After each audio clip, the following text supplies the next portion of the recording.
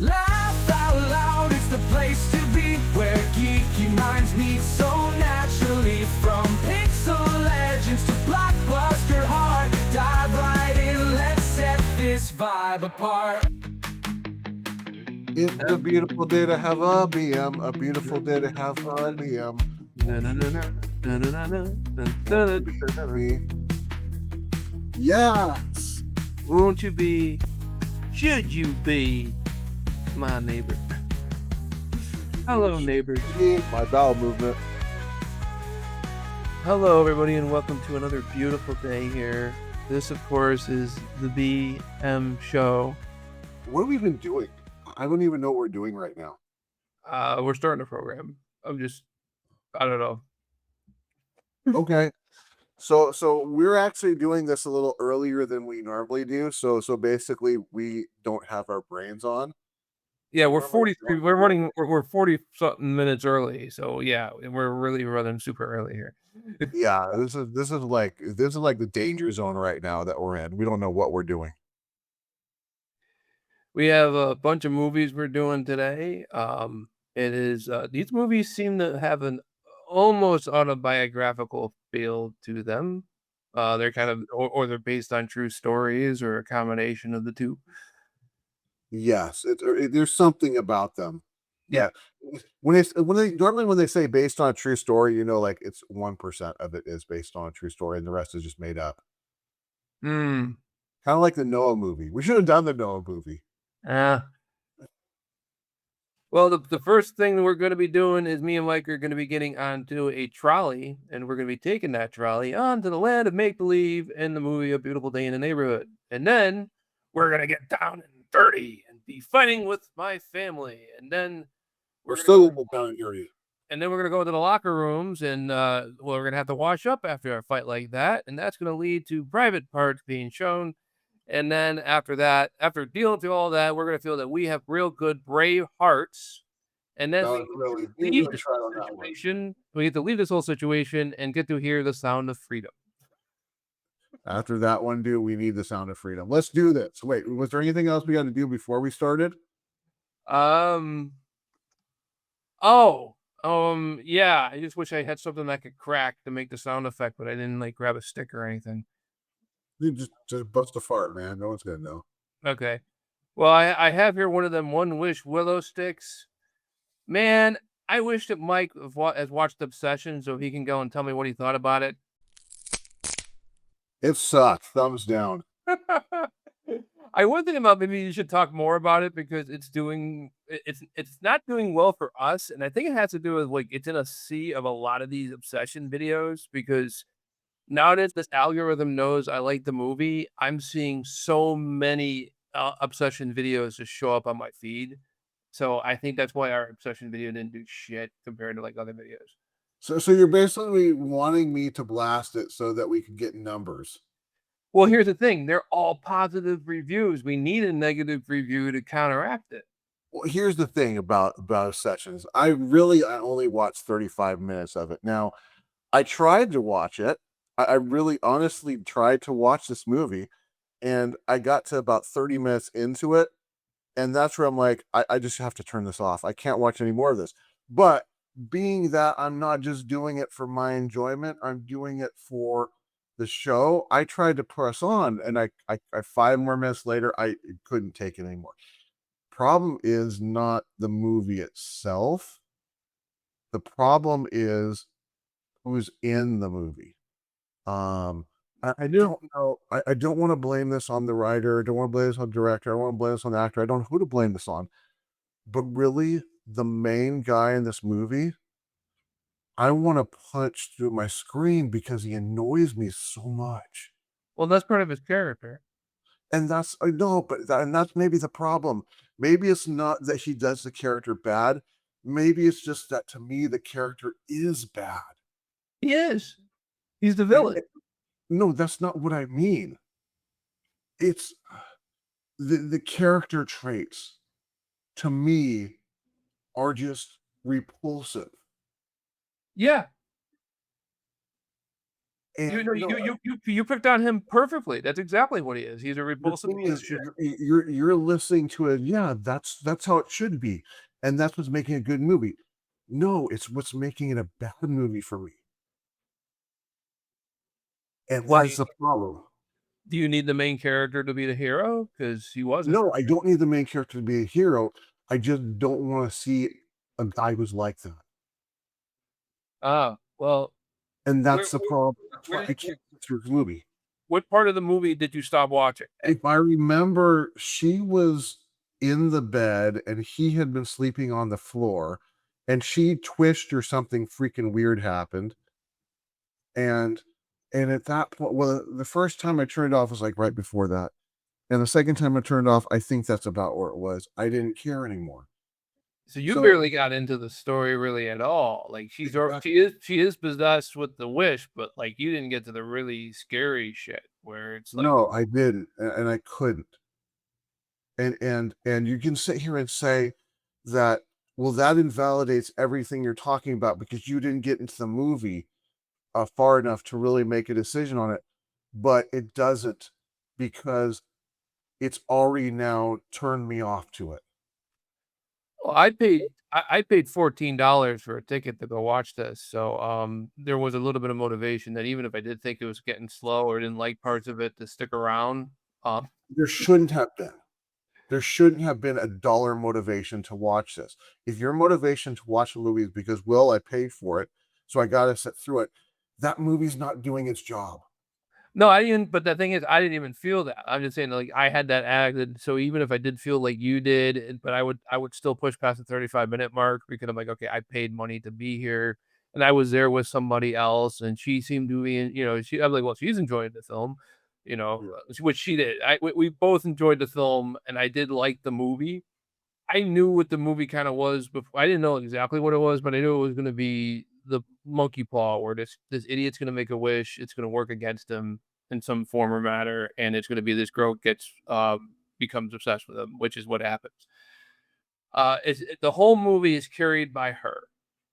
This is her film. There's people who want her to get the Academy Award for this. Whether or not that's gonna happen, that's a whole different story. Mike, I'm sorry you didn't like Obsession. You're probably I don't I there are probably a bunch of people who don't like this movie. There always is. There's never a movie where everybody loves the movie completely 100% except for like Back to the Future. So, No, no, I get that. I get that I'm in the minority here, yeah.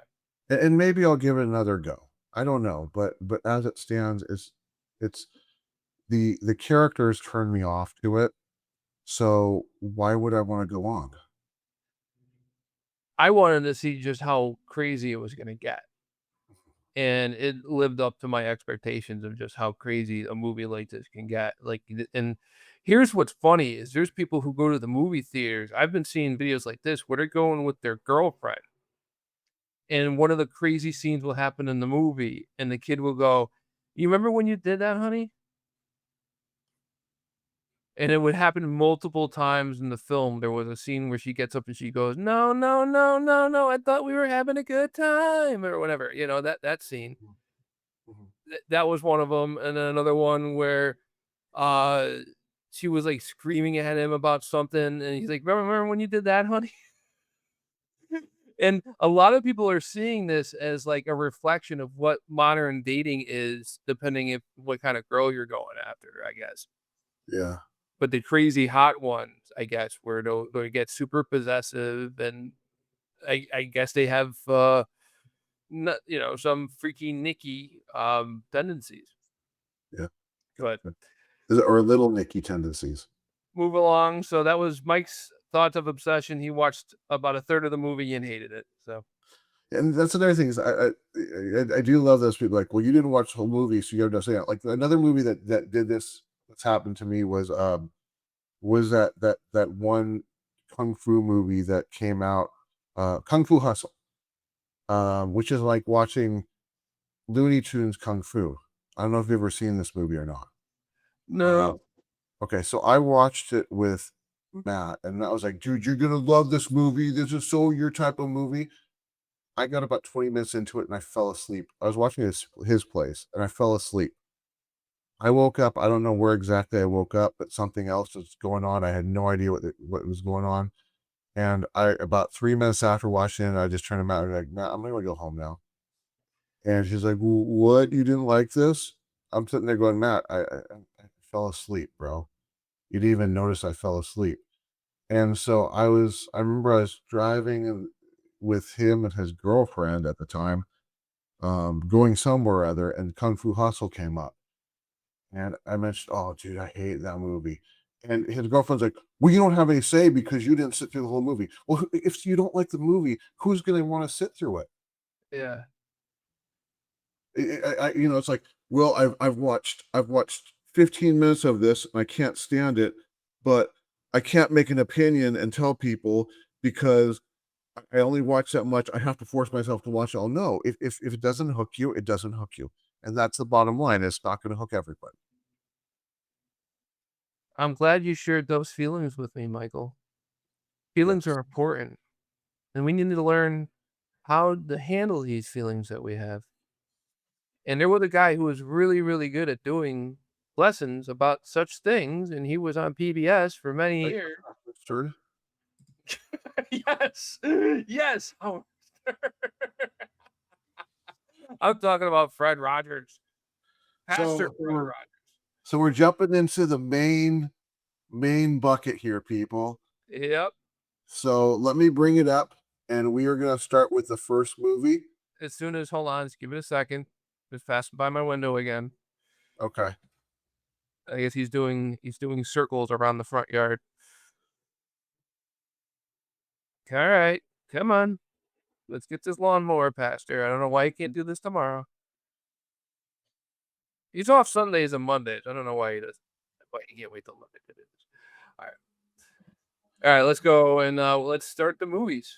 All right. Let me go ahead and share screen, and we'll start with Breaking into the Neighborhood. And it's up. A Beautiful Day in the Neighborhood is a 2019 biographical drama film directed by Mariel Heller and inspired by the 1998 magazine article Can You Say Hero by journalist Tom Janold. The film stars Tom Hanks as children's television host Fred Rogers and Matthew Rhys as his fictionalized version of Janot.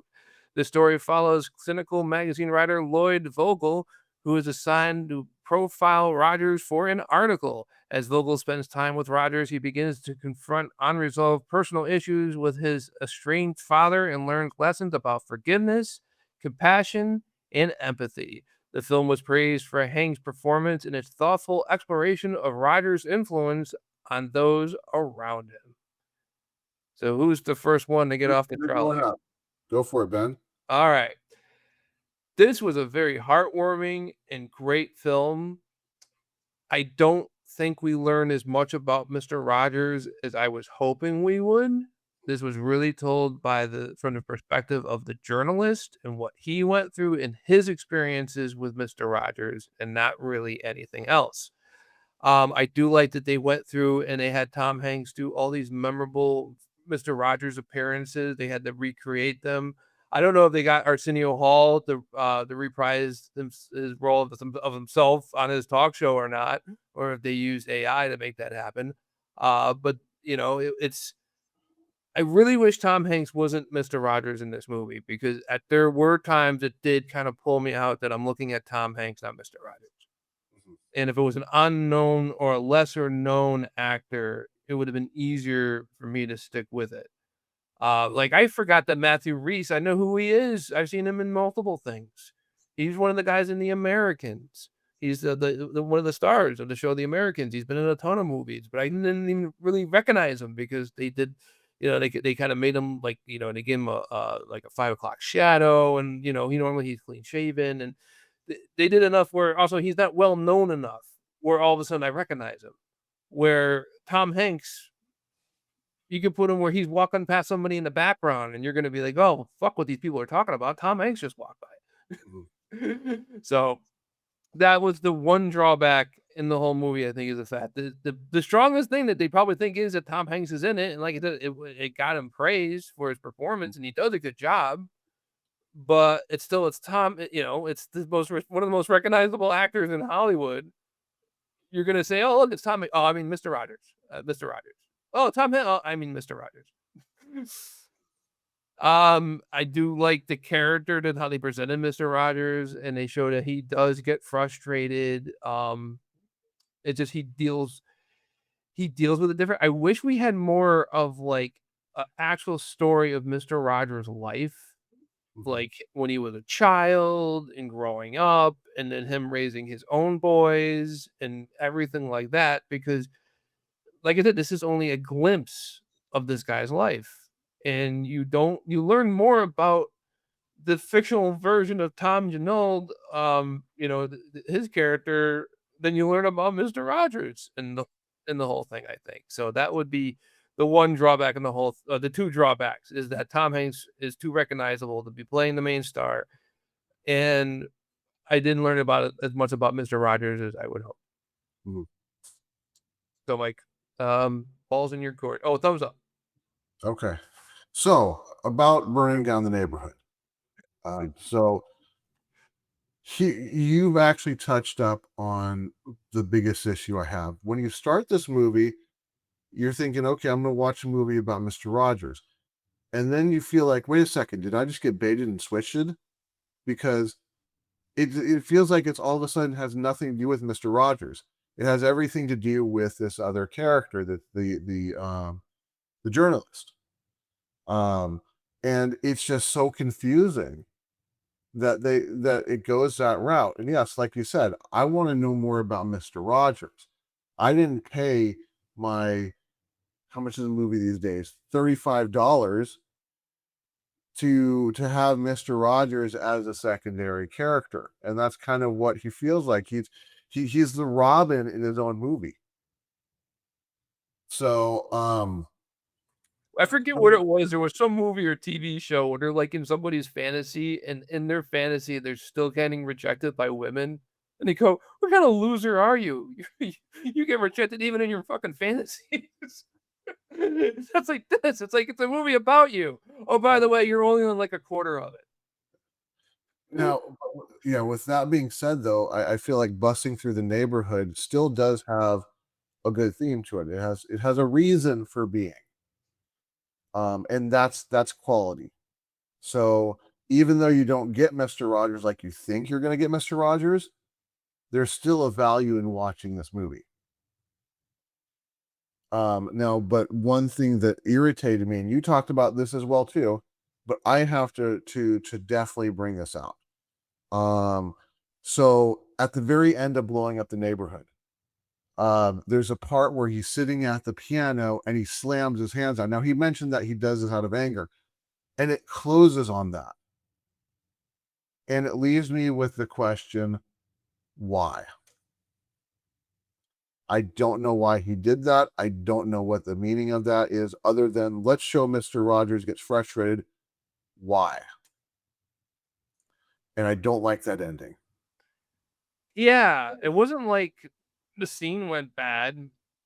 And honestly, I don't think from what you see from the behind the scenes stuff that they showed, or I mean, even though it wasn't really behind the scenes, it's all um, Yeah.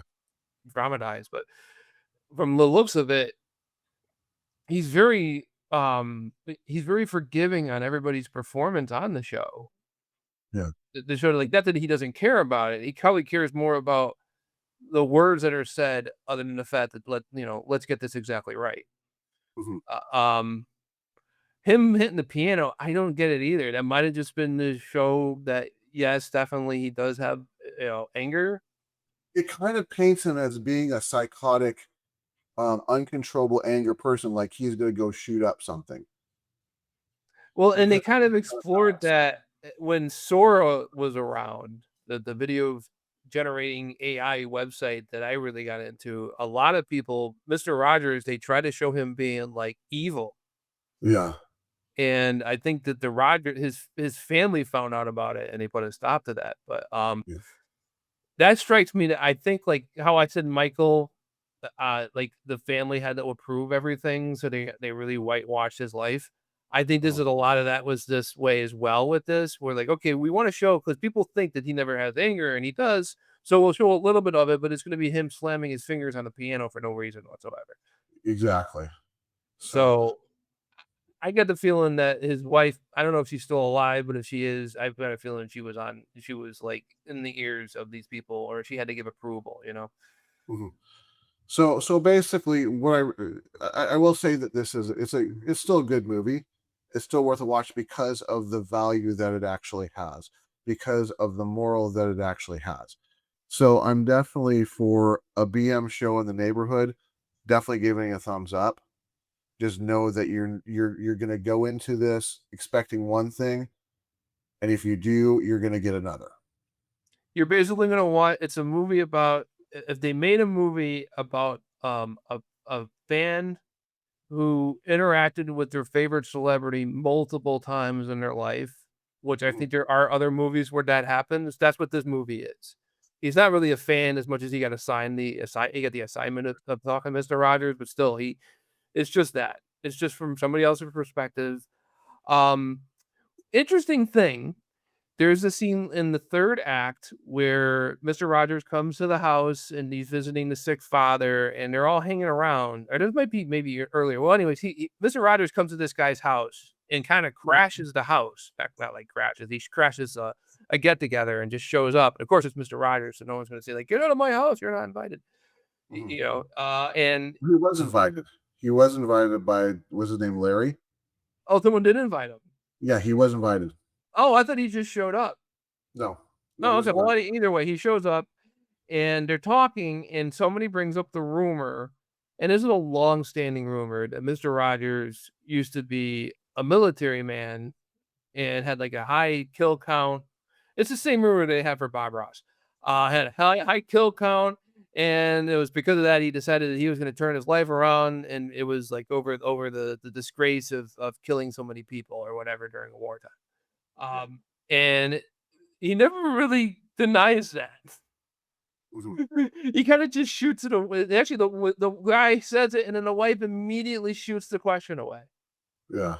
And Tom Hanks as Mr. Rogers, because like I said, it's really hard to separate the fact that it's Tom Hanks, um, doesn't never answers the question of whether Mr. Rogers had a military service and whether he at some point did some stuff there that really messed with him, and he decided to change his life and live this certain way because of what he did.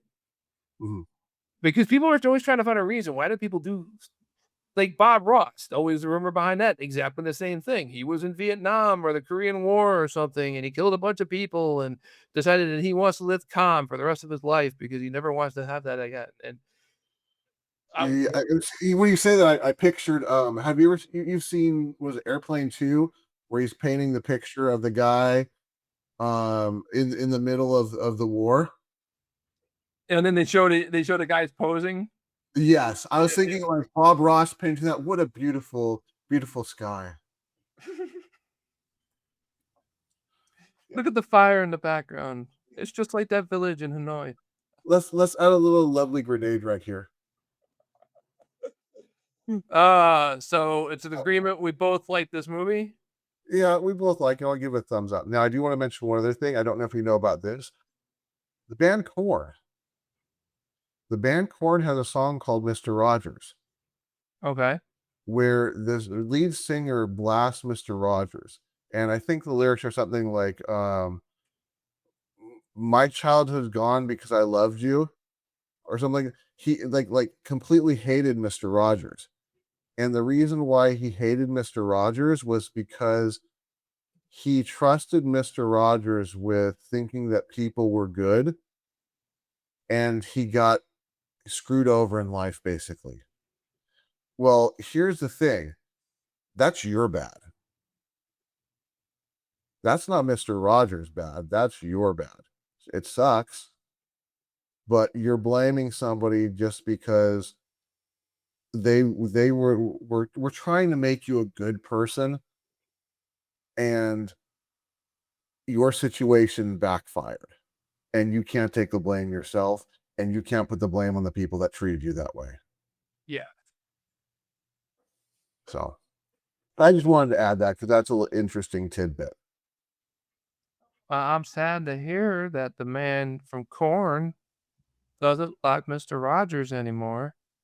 I'm sure that if he really searched his feelings perhaps, maybe not today, he might be able to forgive Mr. Rogers, who used to be the celebrity mascot for the Pittsburgh Penguins. There And we I have go. I have a Mr. Rogers hockey card somewhere. All right, well, here comes the next one. You ready? Yep. It's up now.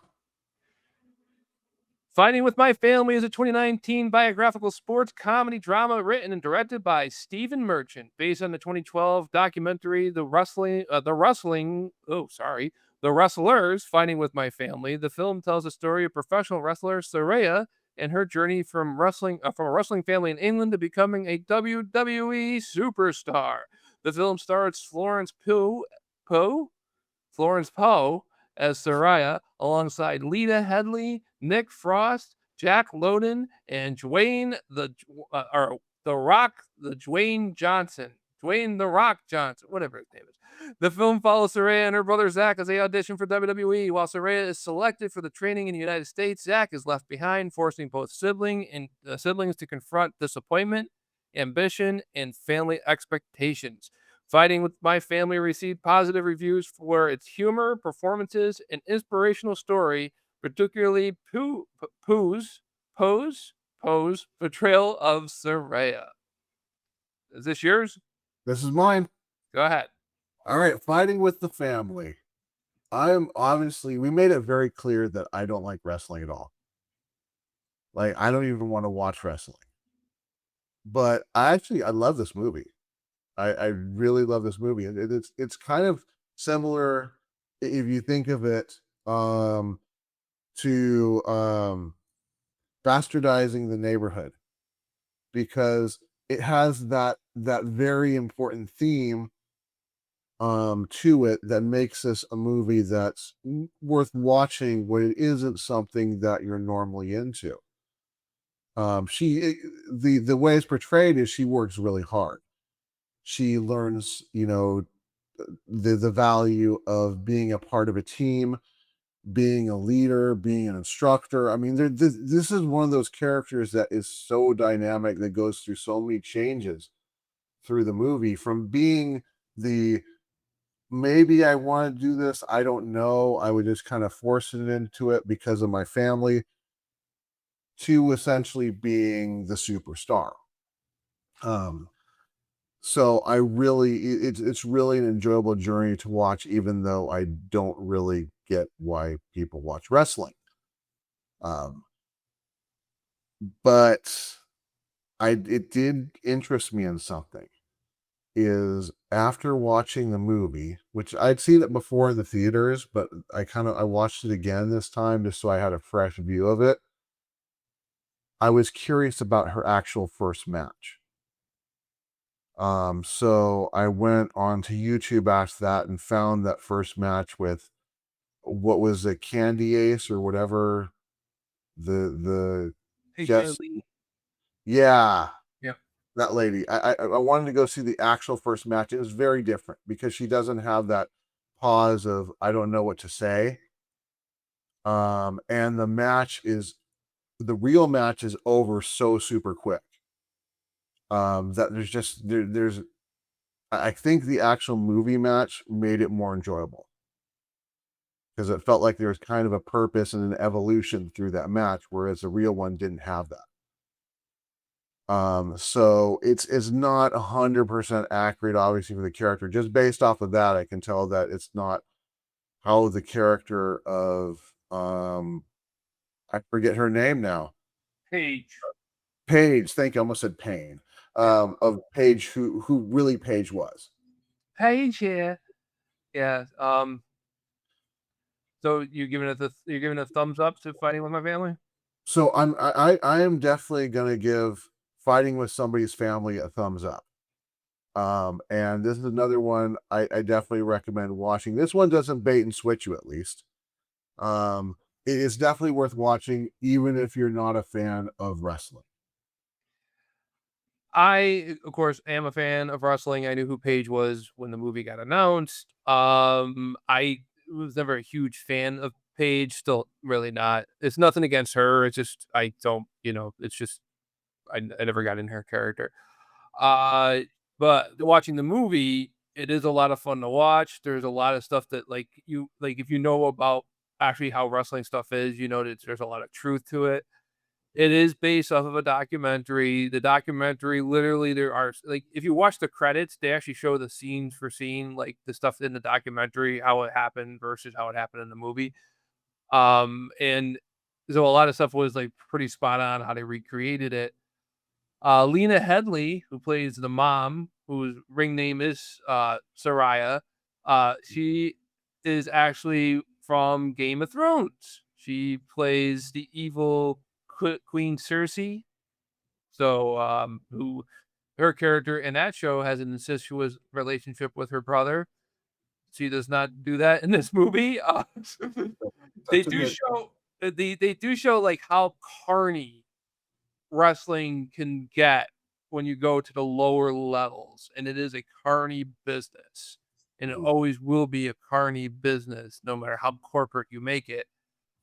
It's a weird business because you have to work together as a team, but you are also competing with everybody at the same time. Even if you're in a tag team, you are competing with your tag team partner. You want more money, you want a higher position, they want the same thing. So, but they do show, there's, Jerry Lynn. Jerry Lynn is a joke. That was an inside joke. One of the girls' names was Jerry Lynn. Jerry Lynn is the longtime trainer at NXT. He was a wrestler back in ECW. He's a running joke on one of my favorite podcasts, OSW. Every time they have to say every time they say the name, they go Jerry Lynn. They always say it like that. So whenever I see like anytime I hear that name now, I go Jerry Lynn. mm, And and they use a different version of the WWE logo. It's very, very subtle. Like you have to be like a fan who's seen the logo a million gazillion times. It's actually the logo. I think it's the same version they're actually using now because they made it bigger. It's just a mhm. bigger, more boom, like in your face version of the logo. So you have to be Uh, a psycho stalker fan then. what's that? You have to be a psycho stalker fan to recognize the difference. Dude, you have no idea. Yeah, maybe you do. You know K-pop fans. Wrestling fans are exactly the same. They have their favorite wrestler and they will go and say, "That's my favorite. You can't have it. It's my favorite, and they're gonna marry me one day." And da da da da da. They're the same. They're the same. They're all crazy. Okay. The super fans are nuts on both ends. Uh yeah. So Paige, her okay. So happening in 2019, this movie is coming out.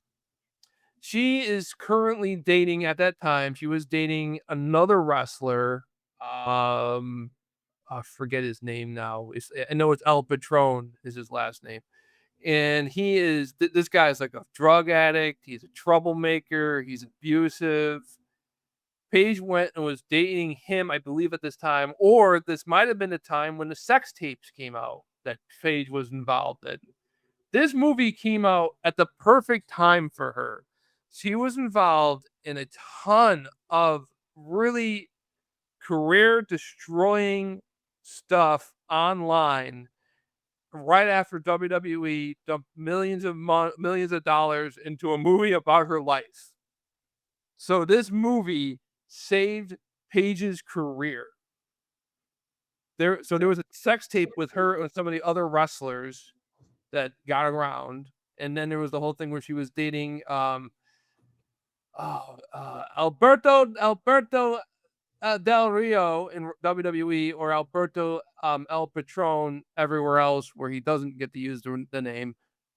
He was dating her and he left the company and she was going to leave with him, but because of this movie, they had to keep her around. So all this shit happens behind the scenes and off camera. All this stuff happens where, like I said, the sex tape, Al Patron and their relationship and how destructive that was. They had to have her come on WWE television to promote the movie. And the whole time, everybody's like, how much did this movie cost to make? Because they let go people for much less than this. Yeah. But that just shows like when you become indispensable, you can almost do anything and get away with it. Yep. They just won't have you at the Christmas party. That's all. Yeah. Now I want to jump in for a second because you just said something interesting. I wonder if it's key it tied in. Um, I should have mentioned this during my review of it, but I think it's a perfect time. The character sex tape. I'm wondering if that has any sort of connection with the fact that sex tapes were coming out. But what I want to talk about is Vince Vaughn in this movie. And the fact that he was, playing a role of a wrestler that shot The Rock into being famous. He is, I mean, just looking at him, you can't believe that he would ever be an actual wrestler character. If you can't like imagine back in the past, okay, this person was really a wrestler. But There is no this incident that they talked about. I yeah, don't believe ever happened. yeah, I don't think so either. But I I mean, just, followed The Rock's career. He didn't make it to the top because he threw somebody off of a cage. He made it to the top because he was a good talker. yeah, Yeah. I understand. So, but the actual character that he did, where he was the instructor, he was basically booting people out left and right. Man, he was good in this. Yeah. That part where he sits down on the curb and talks to her about, how is this going to end for you, and lays out all this bad news and basically said, "This is how it turned out for me." That part's probably the part that makes this movie He never because said it's him. yeah, And he she did. Yes, he did. Oh, he never said who the wrestler he went and helped out was. That's what it was. He left Exactly. the Yeah. part out that she didn't get till the end of the movie. Okay, that's what it was. Yeah. Okay. Yeah, so I just want to really say, man, he was on fire on this movie. So, All right. all right, you ready for the next one? Yep. Okay, it is up right about now. Private Parts is a 1997 biographical comedy film directed by Betty Thomas and based on the autobiography of the same name by radio personality Howard Stern. Howard Stern stars as himself with Robin Quivers, Mary McCormick, and Paul Giamatti in supporting roles. The film chronicles Stern's rise from struggling radio broadcaster to one of the most controversial and successful personalities in American media. It explores his unconventional broadcasting style, clashes with management, and relationship with his wife, Allison. Despite its provocative reputation, the film focuses heavily on Stern's career ambitions and personal life. Private Parts was a commercial success and received praise for Stern's performance portraying himself. So, Risky. was this mine or yours? Oh, this is you. You really want? Okay. I really want to Uh, see you. so I was a Stern fan when this came out. He promoted this every single day on his radio show, and the day this movie came out, I had plans to go see it. I got from I had it all set up, money and everything. I was gonna go see this movie. I had a temperature. I woke up with I had the flu that day, Mhm. and I went to school because if I didn't go to school, I wasn't gonna be allowed to go to the movies. Uh-huh. So I went to school that day with this horrible flu. I felt like shit all day long. And then I watched the Private Parts movie. And at the time, I liked it. And I watched it about 10 years ago when the HD, when a quote unquote high definition version came out. And I'm saying that because the high definition version really sucks. It's basically just an upconverted version of the DVD. So when that came out, I watched it again. And then I watched it another time with my ex, and she really liked the movie. Mhm. I watched it recently, and my opinion on Howard Stern has changed so much. Mhm. It was because of that. I mean, I still like it as a movie, but it really ruined the movie for me. The fact that he is such a piece of crap right now. Yeah. And nothing like, oh, he used to be such a dick back then. Yeah, but at least he was like truly, like he stood for something. And now he doesn't stand for anything. Mm. He led a revolution in how radio was done, and now he's like he wants everybody to like him as being a nice guy and all this stuff that he never wanted before, and he doesn't talk to people that he used to have on the show. He doesn't talk to Artie Lang. Artie Lang, Mm. he was on the show for a decade, over a decade. That's how I know who Artie Lang was, and he was my favorite comedian for years because of what he was that he was on the Howard Stern show, and it's just Also, this whole movie is about a love letter pretty much to his ex-wife, Allison, who he left not too long, a couple of years after this movie. Uh-huh. You know, he was dating Beth before he went to Sirius XM in 2006. This movie came out in 1997. So in a span of less than 10 years, his entire life is different. Yeah. So yeah, um, it's a highlight of the best part of the life of a horrible human being. This would be like Adolf Hitler, the grade school years, when he was a good kid. Wow. This is he's a piece of shit person, and I'm sorry. I used to love this movie, but it ruined the movie for me the way he is now. Go ahead, Mike. What do you Wait, think? you didn't give your thumb. I do give it a thumbs up because it isn't a bad movie. If you don't give two Okay. shits about Howard Stern and don't know who he is and don't have an already set opinion on the guy, you probably will like this film. You'll find parts of it to be a little gross, but as put together, how it's written and how it's presented, it tells the story well. Um, so and also Betty Thomas, she did a good job directing. There's certain times like the jokes are not that good, and there's certain parts that kind of Yeah. but like I don't know. I think it's still barely a thumbs up, but still a thumbs up. What do you think? Okay. So you were a Howard Stern fan. I was never a Howard Stern fan, and I don't remember how I stumbled across wanting to see this movie. Oh no, I do now. Now that I mention it, White Zombie had a song in the movie. So I felt like, you know what, I'll just go ahead and watch the movie and see what it's like. That's still his Yeah. theme song, by the way. What's that? The White Zombie song. That's that's been his show's theme song since the movie came out. His radio show. It's been his theme song since. It still is to this day. Wow, I didn't know that. That's Like we crazy. have that. Like we have our song that happens in the beginning of our show. This is the song. That's the song that happens in the beginning of his show. That's crazy. I wonder how much they're making off of that every single episode. Well, he probably had. He has writing credits on it Uh-huh. because he's the one who's actually singing it, and Rob Zombie's just doing all the music. No, that's not no. Rob Zombie sings it. Are you sure you're thinking of the right song? Rob Zombie has 2 songs on that movie. So one of them is with Howard Stern, and the other one you might be thinking of the other one then.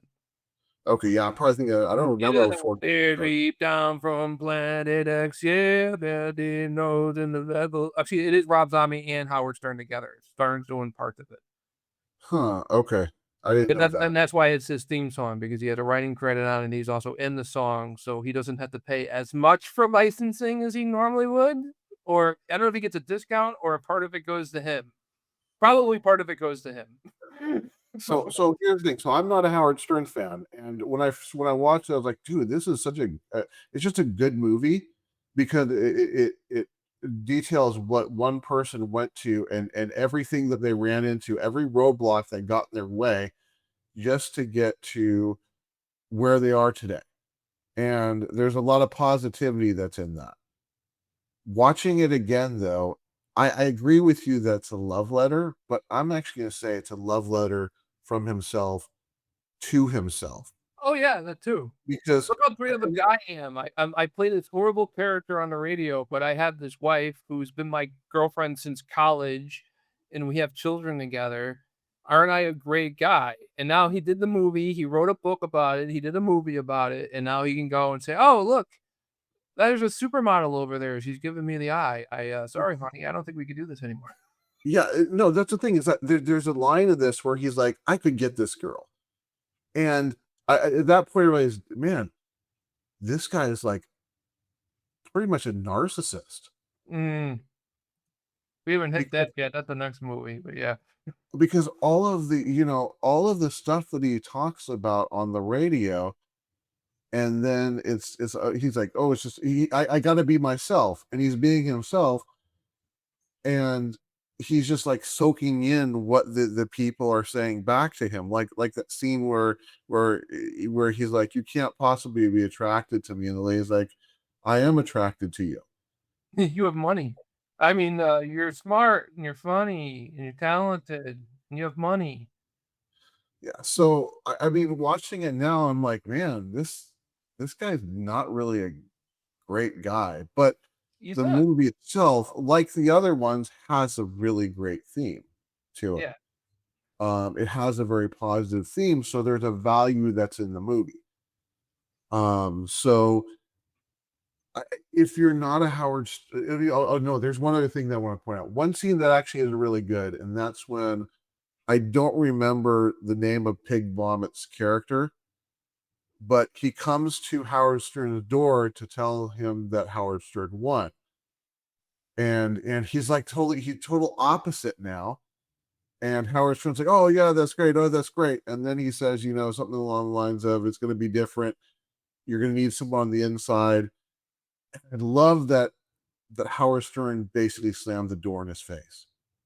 And I Yeah. don't know if that really happened, but it's definitely a very strong theme because that's your antagonist. Now, obviously, one thing is you want to forgive and forget, Well, but just like when you watched Paige's first match and it wasn't anything like they showed it. exactly. You know what? So You know what the National Broadcasting Company did to Howard Stern, a #1 rated program on radio? They what's fired that? him. They Yep. fired him. They fired him. They ended up firing him, and he couldn't find work at any radio station except for one called K-Rock in New York. So he stayed in New York, but he didn't want to. Once he was in New York, he didn't want to get out of New York. So he had to find a station in New York, and the only one who would hire him was at the time a very low end radio station called K-Rock. He single-handedly turned the whole station around. And if anybody who is listening to us right now, if you remember listening to Howard Stern on the radio, unless you had satellite, most likely you listened to him when he had his K-Rock show. So, and that's the one that got syndicated across the country. I know my local station here was WCCC, which is now a Christian rock station, by the way. Uh, but yeah, WCCC used to carry the Stern Show every morning, which is funny because he used to work for WCCC, which is part of the movie. Um, in fact, a lot of the stations I think that he used to work for, some of them actually became part of the syndication network. So, but yeah, like they never made a sequel to this, and the reason they never made a sequel is because, like I said, he got divorced not too long after. He changed his whole life, and he probably it would have been #1 disingenuous. At least at this point, when this movie came out, the movie depicted who he still was at the time. Yeah. And if they went and did Howard Stern Miss America, which was his next book, which probably they would have kept the title so that he can go and get money off of that too. Oh, by the way, Howard Stern, anytime he can get money off of something, he does. Of course. He's one of those. So yeah, if they did Howard Stern Miss America, by the time that movie would have gone into production, he would have been dating Beth Ostrowski probably, if not married to her already. And Allison, who would have been part of the movie because it would have been a sequel. Well, what are they gonna do? Show him getting divorced? Are they gonna have part two and on a negative? No. Why would you have a movie about himself and on a negative note like that? You know what? Fuck it. We just won't do a sequel. Yeah. A sequel would have done well. He wrote 3 books. I read the first 2 of them. The third book I heard sucks. You know what they did for the third book? So What's that? the first 2 books he actually wrote a book. They're Uh-huh. both autobiography books, part 1 and part 2 of his life. And a lot of Book 3 is a pop-up book. So you open it up. Here's my penis going into this actress in my studio. No, that probably would have been better than what they did. They took transcripts from interviews that he had with celebrities, and they made a book out of it, and he That's added a lazy. little bit around the corners to round it out to make it seem like a third autobiography. That's pretty lazy. There's a lot of celebrities who do multiple autobiographies, and their third one sucks. Mick Foley, who you remember being thrown off the Hell in a I Cell. remember that guy. His first book, I read his first book. His first book was great. I didn't read his second book, but I heard his second book was also great, which was also autobiography. His third book was not autobiographical. It was something else, and that was different. But his fourth one was another autobiography book, and they did the same thing where he kind of just copy and pasted stuff that was written about him and made a book out of it, is what I remember, or something along, or maybe there's only 3 books, but the first 2 Yeah, well, the point is there seems to be a pattern here that I'm starting to see where these celebrities who do a good first autobiography, do a decent second one, and then the third one, they just phone it in. So let me go on and finish what I wanted to say with this, because there's a curiosity that I have about this movie. There's a scene where it's talking about all the viewers that listen, and it talks about the average Howard Stern person listens for so long. Reason most used common reason is they want to know what he's going to say next, and then they go into the listeners that don't like him, that listen for longer, and same reason they want to know what he's going to say next. My curiosity is, how accurate is that scene? If I remember correctly from his book at least, whether or not the book is accurate, but from the Private Parts book, a lot of that stuff was pretty spot on. He spends a lot of actually, if you read the Private Parts book, there's a lot more about NBC. He's not Okay. called Pig Vomit, he's called Pig Virus, Okay. but, they just changed it to Vomit because it probably works better. Yeah. There was Pig Virus in the book. Yeah, everything that's in the movie is in the book. It's just the book, they expand a lot more on it. Yeah. Gotcha. Also, there's other radio stations that they don't even cover in the movie that they just kinda skip over because he was only there for a little while.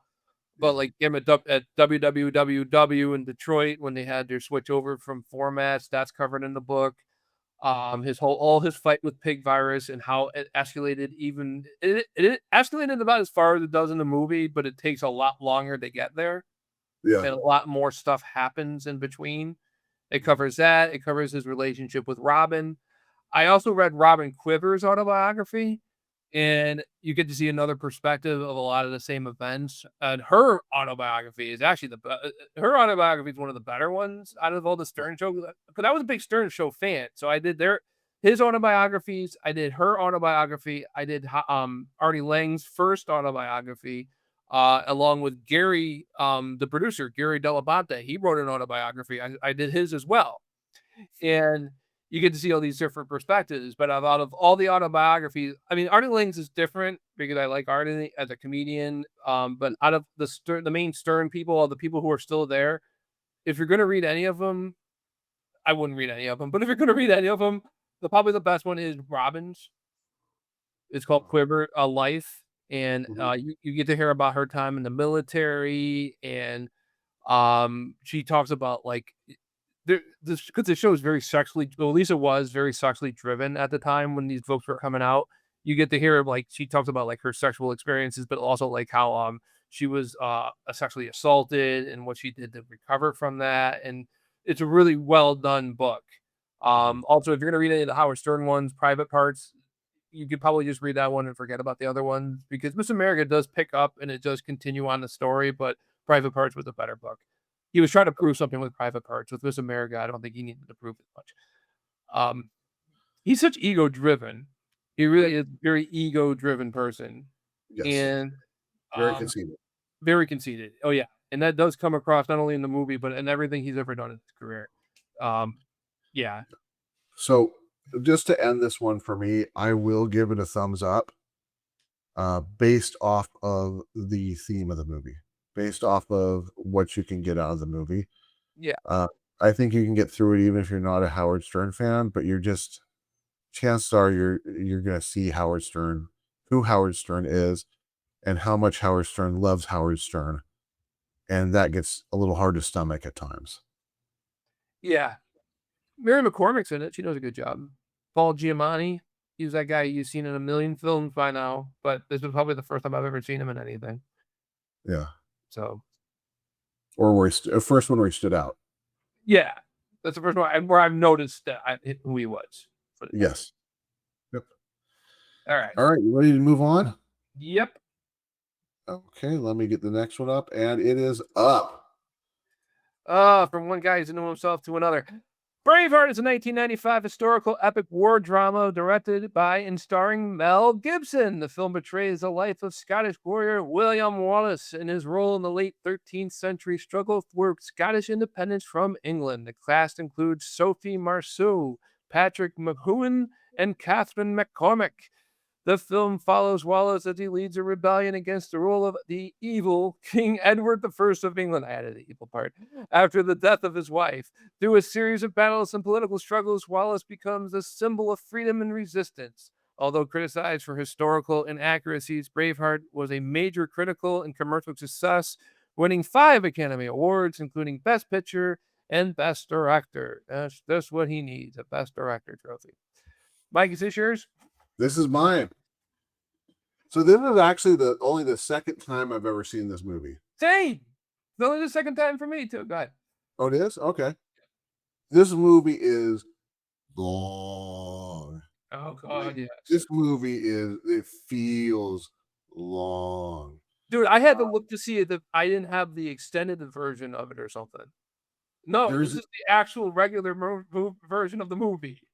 there's an extended version on top of this. No, I was making sure I didn't have the extended version. Okay. So there's it being a long movie, there's a problem with it being this way is that there's a wind up to this movie. And the wind up's not quick. And I think it took me about 4 watches to get through it this time, which doesn't sound good. It shouldn't. But once you get past that wind up, once the ball starts rolling in this movie, it's a good movie. But probably the first hour is just slow. It just drags. And you get, at least I got to the point where I was like, I don't care about these people anymore. I'm ready to throw in the hat. But when you get to the point where, let's just say, sorry to spoil it if you haven't seen it, but the lady dies. That's when everything goes from 0 to 60 in 1 hour to 0 to 60 in like 5.2 seconds. It speeds up and you get into battle and it doesn't feel like it slows down after that. There's a lot going on after that. I'm gonna say that the fact that it took so long for the movie to get going, Mhm. when you make it to the end, you can't believe it's the end. Yeah, true. Like, the That's movie's over already, and then, like, when I just had it for 3 hours watching this. I mean, you're freaking like, yeah, you're watching, you're like, okay, I have 2 hours left. So there's going to be like 90 battles that I have to go through. And there's not. It just, it all of a sudden becomes a really fast movie after that. Or faster movie after that. Now, I've been throwing jabs at Mel Gibson a little bit here, and it has to do with the very beginning of the movie. He looks like he's, like, 60 years old or something. Yeah. He's all wrinkled and everything, and he's going after this girl. Granted, the actress herself, she looked like she could have been maybe 30, but she's playing somebody younger, who lives with her father, who needs her dad's permission to date. Yeah. And I'm, like, looking at this, I'm like, Mel Gibson, he made this part of the movie. Yeah. He's doing this because he wants his character to be after this younger girl. Yeah. What kind of an ego does he have? So that's why I've been picking on him. I actually enjoy this movie, and I feel exactly like you did. It takes forever to get going, but once it gets going, it's going. Yeah. I understand they had to have the first act of the movie be about this in order for you to know why he's so driven and everything. But they don't even really. I don't know if they go do that great of a job showing how much they mean to each other. Or maybe they do. Just because they're running off in the middle of the night. Are they supposed to be teenagers? Is he supposed to be like Dick Clark, the world's oldest teenager, where he's 100 years old and he's playing somebody who's 18? Is that what he's doing in this movie? Well, and that really disturbed me is that they set the rule that when there's somebody that's being married within that community, that one of the nobles can go in and bone him, Yeah. and the husband to be can't do a thing about it. And then right after that happens, he starts chasing after this lady, like, "Hey, let's get married." So, do you want some other dude to do her or something? I mean, it doesn't make sense. They had to keep that secret, that marriage. I think he kept that secret all the way until like, yeah, sure, some people in the village knew about it, but like from the English people, they didn't know about it until he said it at the end. Like, I got married in secret so that you didn't have your grandmother, you know? Yeah, I know. But it's just like, well, you're gonna put her through that, you know? I It don't know. seems like a very 90s Hollywood version of a historical thing that happened. It's very you got very 90s on it, where it's like, if this movie was made today, it would be different in a lot of respects. It would Yeah. probably wouldn't be it would be more raw, I would Uh-huh. think, especially with the way theater's going nowadays. Um, If or it it was might be more or it might be more of a spectacle, or if it it'll was be made cool. today, dude, if it was made today, it'd have some superhero in it. It'd have like Spider-Man in it somewhere. If it was made today, I just thought about it, dude. That scene when all the guys lift up their kilts and show their dicks off, Yeah. that would have been a longer scene, and there would have been close up of the penises.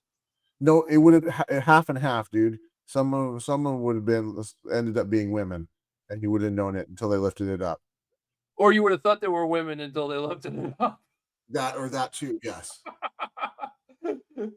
I that for that for some out of all the scenes in the movie, the one that sticks with me is when they went and like flashed the English army. And I'm like, if that's the part of your movie that is sticking with me, what the fuck?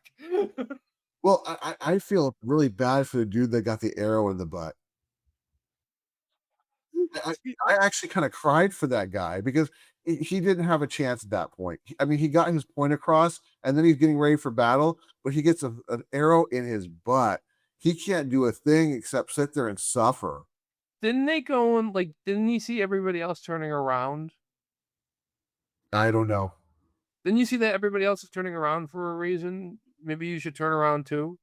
I he was so busy with his he was probably dropping some nuggets for them at that point just to get his point across. Yeah.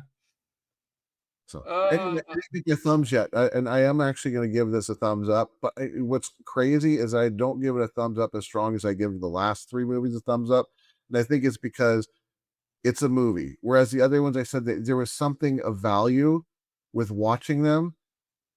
Braveheart, I don't feel like there's that value in watching it other than the entertainment value. it's almost like he was competing with, who was that other one? Kevin Costner. At the time, they're both, like, coming up with, like, what historical thing we turn into a or well, yeah, he did Robin Hood too, but, like, what historical thing can we turn into a movie, you know? Yeah, because Robin Hood, Prince of Thieves came out around the same time, didn't it? I think so. Field of Dreams maybe is what you're thinking? I have no idea We what also Kevin. did Field of Dreams, yeah. But, yep, so we both give Braveheart a thumbs up. Just know it's a long film. Yes. They should do another edit of this where they cut out a lot of crap because there's a lot you can cut. Yes, You can exactly. show that you can show that he's in love with the girl without having to go completely like that could be cut down some, and that would get you through that first hour a lot quicker. But And I love how I love my girl. The princess came and I did her. oh, also the princess, the one that ends up like liking him at the end of the movie, Uh-huh. you know what? That she's a Bond girl. Oh, okay. Did not That's know that. Electra from The World Is Not Enough. Okay. Did not know that. Yeah, I saw him like, oh my god, it's what's her face from The World Is Not Enough. And it's yeah, not Carmen Electra. I forget what the Electra. Not Elektra that fights with Daredevil. No, that's Electra Nachos. Yeah. Um, not Carmen Electra. Something Electra. I think it's Electra. Well, if I'm wrong, put it down in the comments. All right, you ready for the last one? Yeah, I hear that sound in the distance. It sounds like the And sound of freedom. here it is. Sound of Freedom is a 2023 action thriller film directed by Alejandro Monteverde and starring Jim Caviezel, Mira Sorvino, and Bill Camp. The film is inspired by anti-human trafficking work done by Tim Ballard. The story follows Ballard, a federal agent who leaves his government position to rescue children from human trafficking networks across Latin America. After saving a young boy, he launches a dangerous mission to locate and rescue the boy's sister. Released by Angel Studios, the film became a surprise box office success and generated significant public discussion regarding both its subject matter and the real life events that inspired it. Is you, Mike? This is you. Oh, okay. This is my first time seeing this film. I've heard about it for years. I've been kind of wanting to watch it for years. It's just one of the things like I thought it was going to be a lot heavier than it actually was. I actually thought this movie was going to be unwatchable. Like, I thought that they really were gonna tackle in a way to make it very uncomfortable, to really drive the point home, and they don't. 'Cause I heard people reviewing it, and they told me like, "Oh, it's a very uncomfortable movie to watch." I must be pretty desensitized then, because I'm watching this and I'm like, "Yeah, there's parts of it that are," but they don't show really the disturbing thing. They show you leading into it. They Mhm. don't actually show the thing. And people were probably filling the blank in their head or whatever, but, like, I didn't find it to be as shocking as I was expecting it. Uh-huh. The subject matter is shocking, but not the movie itself. It's very you can watch it and not just have you don't have to cover your eyes. Yeah. Um, as for, how it is in the movie, I think it's a really well done movie. I think it's well acted. It covers a very sensitive topic in a very done well way, because it is a hard topic to talk about. It's a hard topic to cover, um, which is weird 'cause it's like it's a one-sided topic. No one's gonna go and, like, no one's gonna argue the other side. But this isn't like they're talking it's not like, the debate on abortion. This isn't anything like that. There's no talking on the other side. There's nobody gonna say, "Well, actually, trafficking children is a good thing." No one's gonna say that. Yeah. But it's still this because of then you have to get into the topic of what's being done and what's Yeah. being done about it.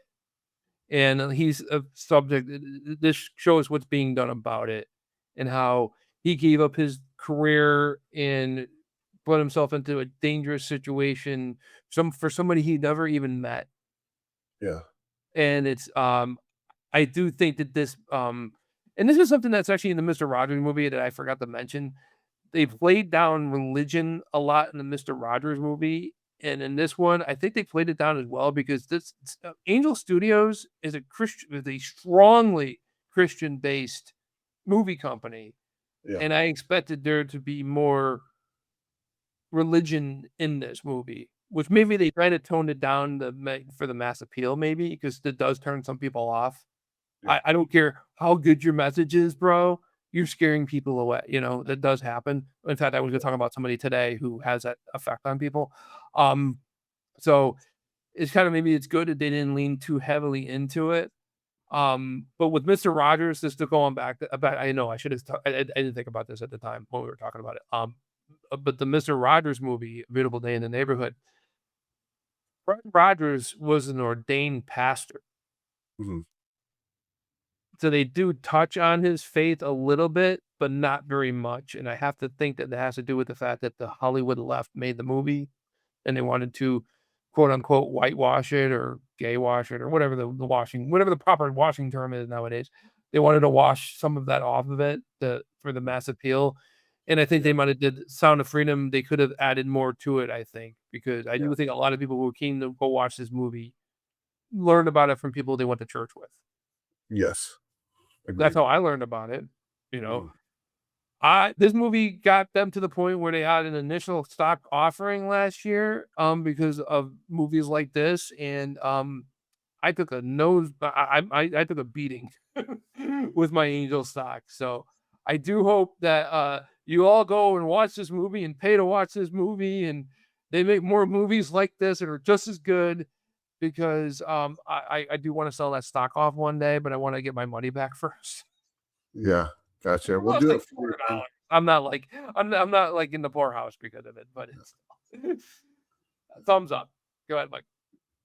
So I kind of disagree with you on something. I think it is a hard watch, but I think to make it a hard watch, you have to have seen certain things to really understand the gravity of it all. Because there's a scene where the kids are in the shipping container, and I've seen pictures of actual shipping containers that are used to ship children, where they have seats along the walls, or like toilet seats that are along the walls that the kids basically have to sit in while they're being shipped from whatever country to whatever country on one of those actual shipping boats.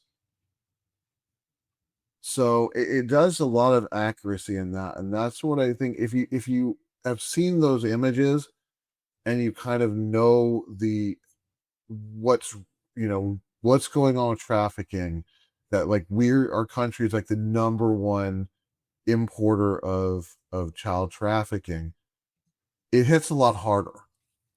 It is done though in kind of a drama action style because it is still a movie in the end.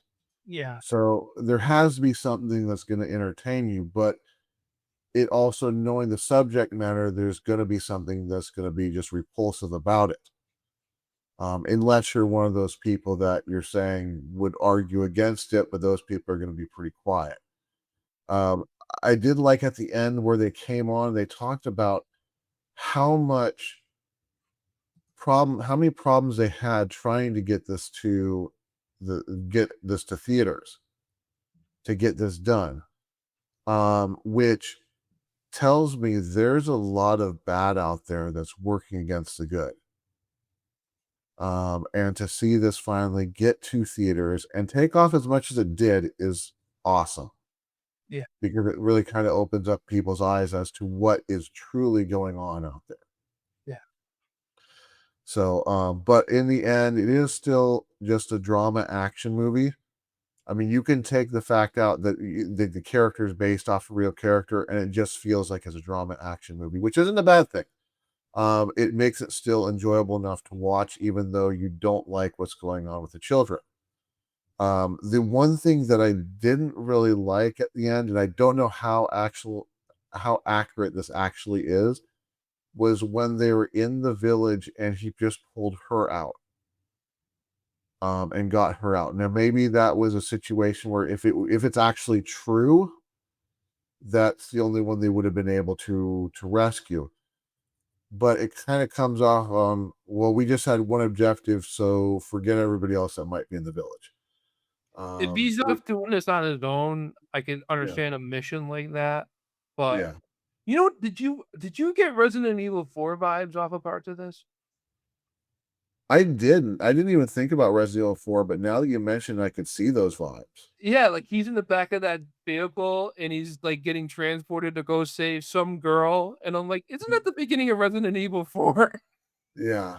It's So not the president's daughter he's going to save, but he's going to go save some girl and he's in the back of some van or it's in the back of some SUV and or Jeep or whatever. And yeah, I'm like, this is kind of like the beginning of Resident Evil 4, this one scene. so so the one thing I want to say is this I think this movie is 100% a necessary watch. And if you're somebody that is just you sit there and think, I can't watch this because of the subject matter, I would say to you, take the hit. You need to do this. The most uncomfortable thing I think about the movie is the subject matter. They don't present it like they don't show kids getting raped. They don't show kids getting really I think they show one of them getting hit at one point, but they don't really show like them getting completely like abused. There's Yeah.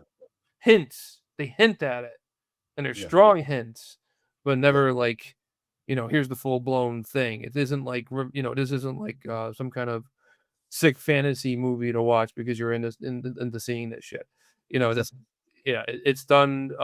The subject matter is like, yeah, that's the most controversial thing to deal with, Yes. and Correct. yeah, yeah. And parts might be uncomfortable because of what it hints at, Yes. but Correct. like how the shower scene in Psycho was never showed anything actually happening. They just implied it. This does the same thing. They don't actually show a lot of stuff happening. They imply it. Exactly. And I think you get that feeling of relief whenever they do catch one of the bad people. Like Yeah. in the beginning where they catch the one pedophile and then he turns around and uses that guy to really get into rescuing the other kids and then bust him again. There's just that feeling of relief in that situation. You'll never see that in any other form of crime. You'll never see somebody like, "Hey, man, I heard you like breaking into banks. I really want to get into that too. I'm gonna make sure you get out of here, and me and you we're gonna go break into a bank together." Hey man, I heard your skills in jaywalking. I want to be a pro jaywalker like you. I heard you jaywalk like Michael Jackson, man. Moon So, jaywalking. being that I said that this is like a necessary watch, obviously I'm giving this a thumbs up. Yeah, me too. This is I highly recommend it. I almost wish now that I paid the extra $5 or $6. I bought it for $5. For $6 more, I could have gotten it on Blu-ray. But I'm Uh-huh. watching, I'm like, it doesn't even look that bad.